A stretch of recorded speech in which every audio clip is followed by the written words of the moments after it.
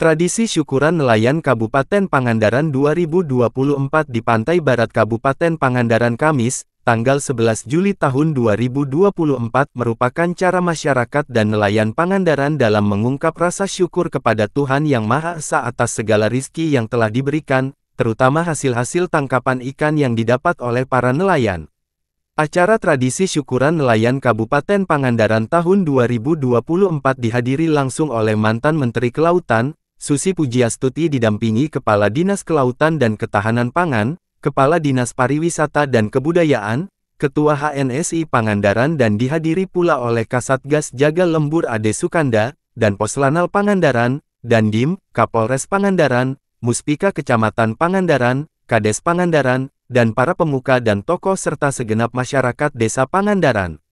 Syukuran nelayan Kabupaten Pangandaran diawali dengan acara seremonial dengan sambutan-sambutan dari Ketua HNSI Pangandaran, Kepala Dinas Kelautan dan Ketahanan Pangan, mantan Menteri Kelautan Susi Pujiastuti. Juga tampak kirap perahu buatan warga, tabur bunga serta larung dondang ke laut lepas. Sebelum acara larung, diadakan doa oleh pemuka agama setempat.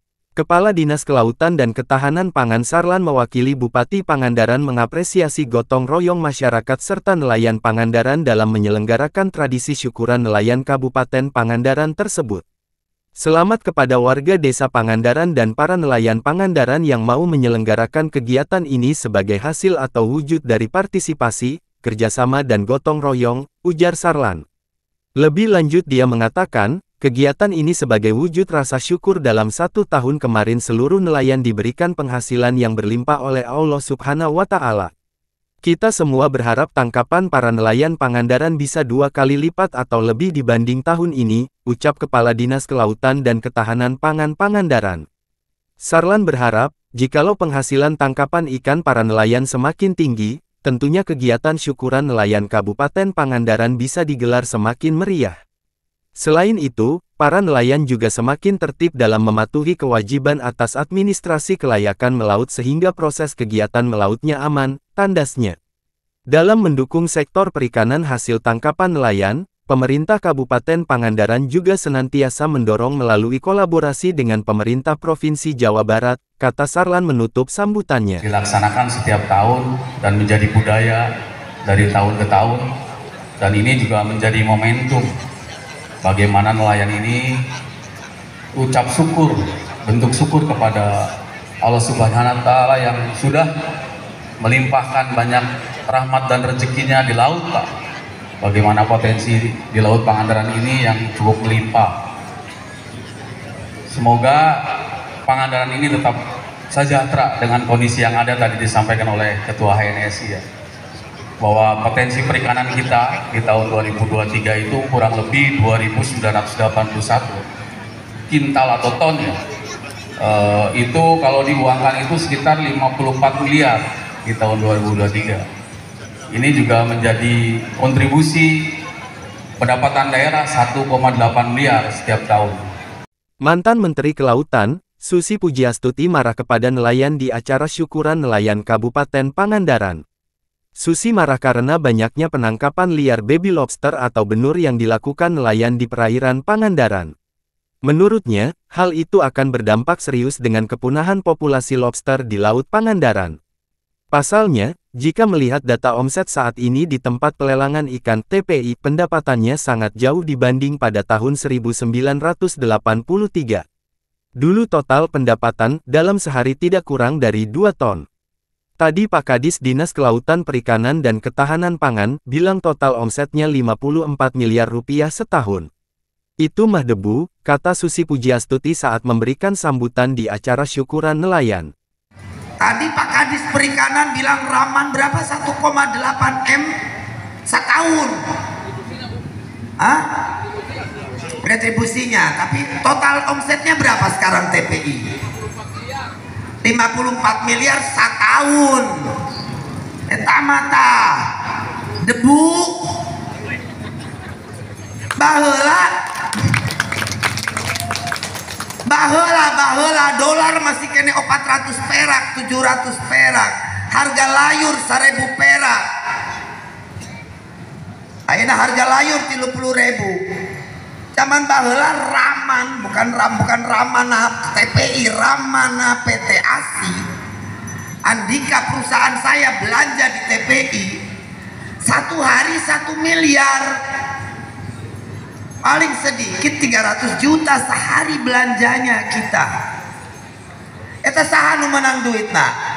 Nelayan Pangandaran. Acara kemudian dilanjutkan dengan prosesi syukuran nelayan Kabupaten Pangandaran dengan membawa hasil bumi dan dondang ke tengah laut dengan perahu yang sudah disediakan. Selama dibawa ke tengah laut, para perahu nelayan juga mengikuti. Setelah di tengah laut, sesaji atau hasil bumi yang utama dilepaskan.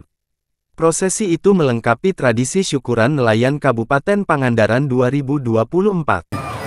Jadi syukuran nelayan ini kan dilakukan setiap tahun sekali. Ini juga sudah menjadi budidaya di para nelayan di pesisir pantai Pangandaran terutama. Ini juga salah satu bentuk nelayan kita ucap syukur bahwa mereka sudah bisa merasakan bagaimana nikmatnya ngambil ikan dengan limpah yang bisa bermanfaat buat keluarga mereka. Jadi kita ini sudah berupaya walaupun minimal ya kita dapat, tapi kita juga berupaya supaya nelayan ini pemberdayaannya bisa dirasakan dari kita, kayak bentuk bantuan perahu, alat mesin, alat tangkap juga yang ramah lingkungan. Jadi Bu Susi menyampaikan bahwa dulu masa beliau pedagang kecil bakul itu bisa rasakan bagaimana nelayan kita itu menggunakan alat tangkap yang ramah lingkungan, artinya tidak merusak biota laut, baby lobster tetap dijaga. Jadi Bu Susi ingin nelayan itu kembali ke masa-masa yang lampau, bahwa emang kita perikanan tangkap luar biasa. Data perikanan kita aja secara material ya, secara uang itu 54 miliar satu tahun. Itu data yang memang tercatat di TPI. Sedangkan data TPI ini kan hanya akumulatif di semua KUD dari 13 pangkalan. Ada ikan-ikan yang memang keluar dari aturan yang ada, keluar yang bertransaksi di luar TPI itu juga menjadi potensi yang hilang, baik secara statistik perikanan tangkap di Pangandaran, baik melalui APBD juga menjadi masalah, dan itu harusnya semuanya bertransaksi di TPI. Jadi kita dari kelautan juga berupaya lah mendorong masyarakat nelayan ini bagaimana sih bentuk syukur kita, yaitu tadi dengan menjaga laut ini biar bisa dirasakan oleh anak cucu kita, laut yang berkelanjutan. Jadi kita juga support terhadap 13 pangkalan yang akan melakukan kegiatan syukuran nelayan ini dengan dana-dana yang kita beri, walaupun hanya sebatas membantu lah. Ini juga menjadi rumusan kita ya, termasuk khususnya tadi bilang bahwa ini ada 2 faktor yang mempengaruhi nelayan ini susah melaut. Yang kedua mungkin nelayan ini juga tidak sadar bagaimana merawat laut ini, bagaimana biar kita ini merasakan seperti yang dulu Bu Susi rasakan. Jadi 2 faktor yang harus kita jaga, biota laut, merawat laut itu bagaimana, menjaga ekosistemnya bagaimana. Yang kedua memang perubahan iklim ya, kita tahu semuanya bahwa kita ini juga kemarin ada badai El Nino apa gitu, itu juga mempengaruhi ya terhadap tangkapan nelayan. Abdullah Haris melaporkan untuk Global TV Aktual dari Pangandaran, Jawa Barat.